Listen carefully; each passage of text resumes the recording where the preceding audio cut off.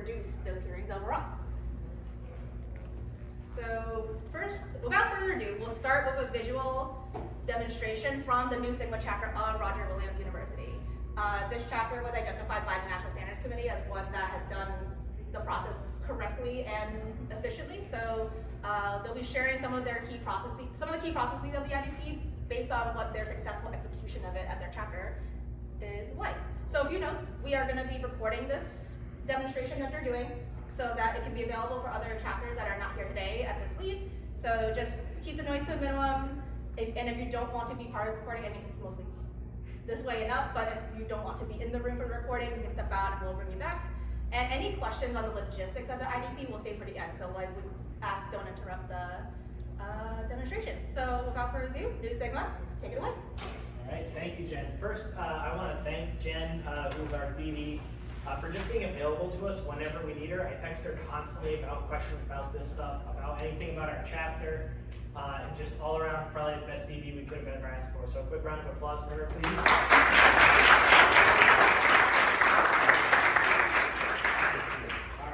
All right, so my name's JP. I'm the Chancellor of the New Sigma chapter at Roger Williams University. We're in Bristol, Rhode Island, so it's small school, small state.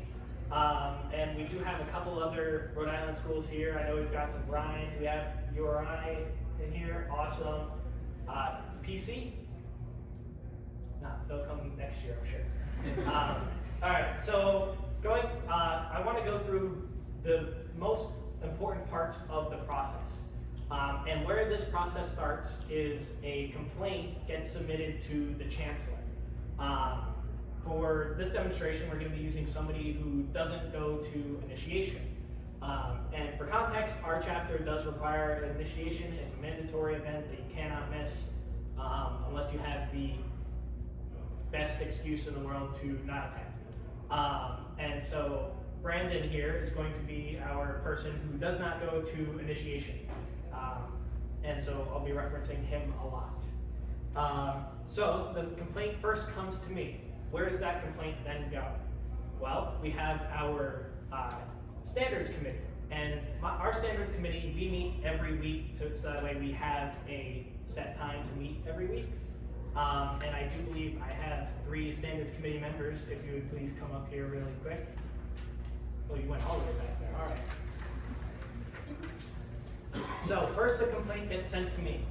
I receive it, usually through email. That's how I like to do all my stuff. And I have my lovely standards committee here with me. And so at the next regular standards committee meeting that we do have, I would bring the complaint to them. Say, hey, this person, I got a complaint, they didn't attend initiation, or he didn't attend initiation.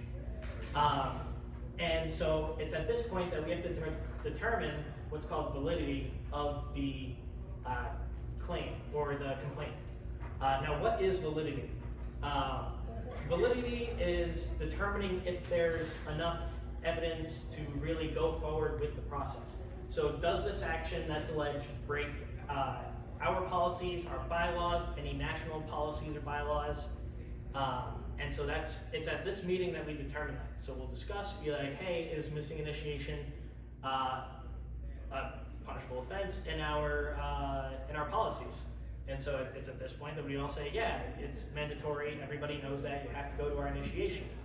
And so then after we determine that validity, I send out an email saying, hey, I need to have an administrative meeting. So you guys can go back to sit down. You'll be coming up shortly again. And now, who knows what an administrative meeting is at all? Who's run one before? Do we have any chancellors in the room? No. Oh, wait, we got one? Awesome. Yay, chancellor. Anybody who's looking to run for chancellor in the room? 1, 2, maybe some more back there? That's all right. Who's on standards committee? Awesome. Great. So this will all be helpful to you guys too, if eventually you want to go be a chancellor. So the administrative meeting has to happen 2 weeks after that validity is determined, or whatever it is. Quick informal meeting with the respondent, Brandon here, It takes about 10 or 15 minutes, so I like to include that in my email. Say, hey, we need to meet. I usually use the sample letter. If you look in the IDP guide, in the back of the guide itself, there's a ton of sample letters and stuff to look at. It has everything you need, for the most part, in those letters. You can customize it to your chapter. And it also has everybody they need to CC on that email. So I send to Brandon an email with my district director, Jen, CC'd, our chapter advisor, and I believe the chapter president and the complainant also have to be CC'd. Brandon then comes to me and says, hey, I'm free this day for a meeting.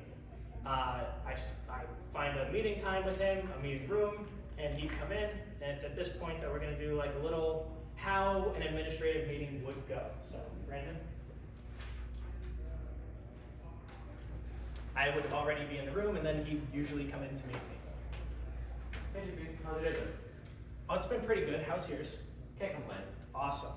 So this meeting is just to discuss a complaint that I received regarding you not attending an initiation. Did you have something going on that day? Were you busy? What happened? Funny story, my parents won Patriots tickets 2 weeks ago, and the game just so happened to be on initiation. Really? I've never been to a Patriots game. Is that a big deal? Kinda. All right. Did you ever email our chapter operations about it? No, I completely forgot. All right. So for context here, again, our chapter tends to be lenient with excuses, but they do need to email us in advance. So if they had emailed us 2 weeks ago when they first got the news, then it wouldn't be as big of an issue, and we could have dealt with it then. All right, so you didn't email Chops? That's all right. But in the future, make sure to email us as soon as you find out. It saves you and me the headache of planning this meeting, going through the whole process. And I always like to remind people, initiation is one of the most important events of the semester. It shows our new brothers that we're strong as a chapter, and we really want everybody to go. It is a mandatory event. Gotcha. I'll make sure to let VP chapter operations try to miss something out. All right, you can have a seat now. There is a little bit more to it after we do all that and talk about the situation, because that's really what it is talking about the situation first. It's not saying you missed initiation, you're a bad brother. It's just, hey, what happened? How can we help you in the future? How can you better communicate to us what's going on? And just reminding people of that. So after we had that little exchange, I would then explain to him the difference of whether or not he takes responsibility or not. And have him sign the Declaration of Responsible or Not Responsible form. Also found in the back of the IDP guide. A lot of good stuff in there. That form basically says, I formally accept responsibility for not coming to initiation and breaking our policies. So in this example, we are going to say that he does take responsibility. From then, we have our standards committee meeting, again, the week after. You guys want to come up? Lily.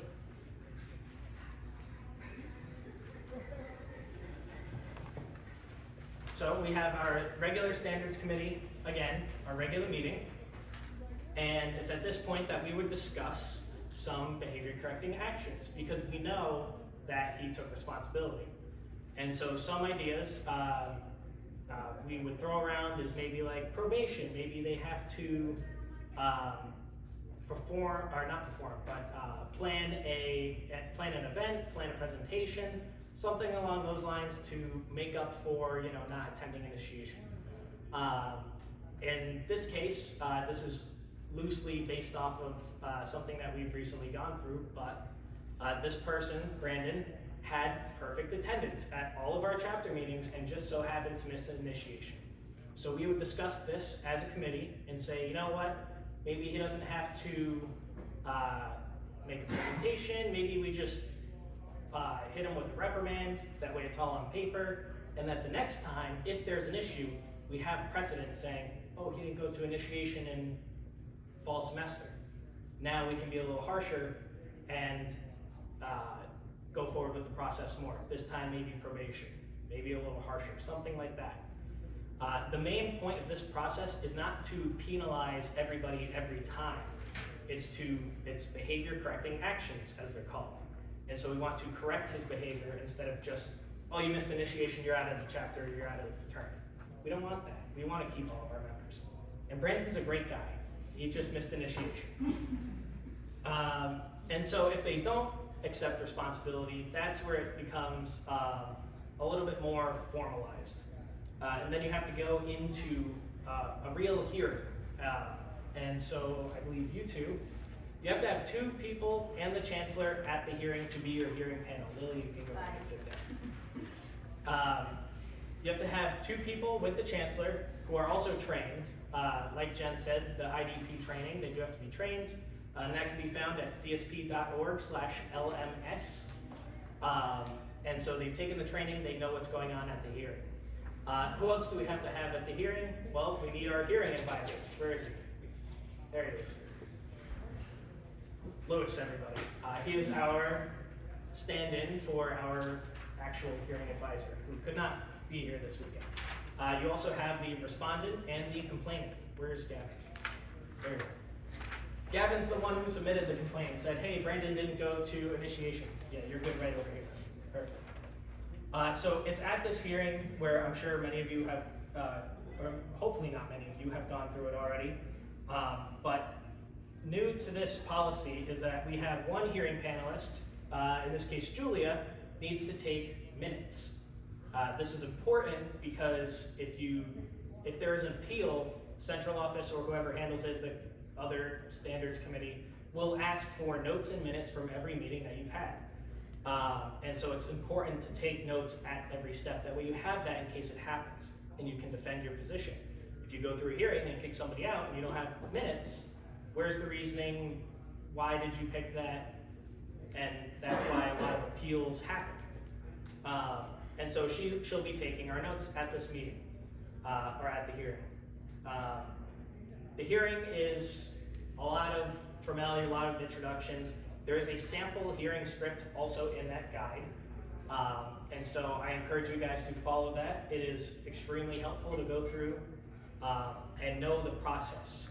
But I'm not going to go through that whole process, but the hearing essentially lets both parties, both Brandon and his witnesses if they choose to bring one, and Gavin and his witnesses if he chooses to bring them, a chance to ask questions, present their evidence and whatnot, and all that good stuff. After the hearing, these 2 leave. And then we go into deliberations with the hearing panel. You also have to have your hearing advisor here.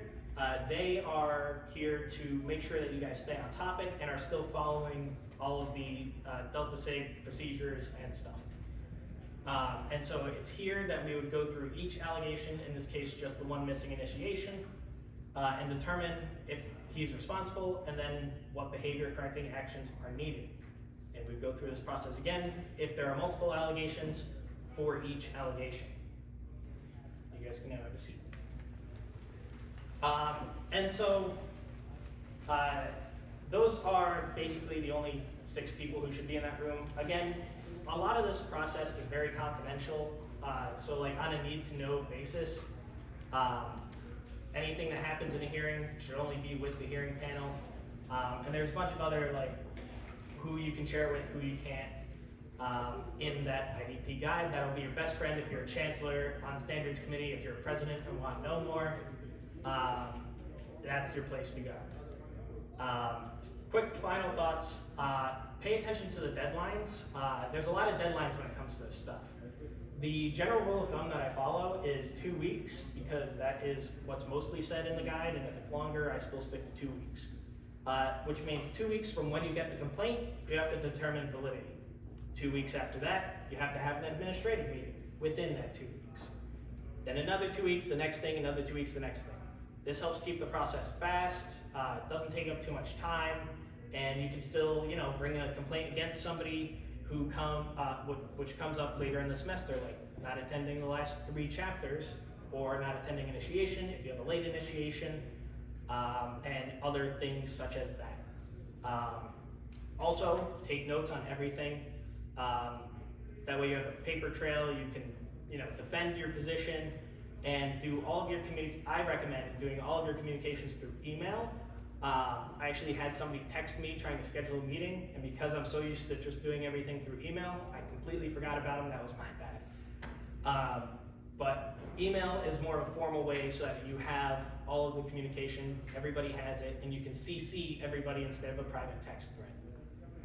And so I think it's at this point that we're going to open it up to any discussion that you have. Good. Thank you guys.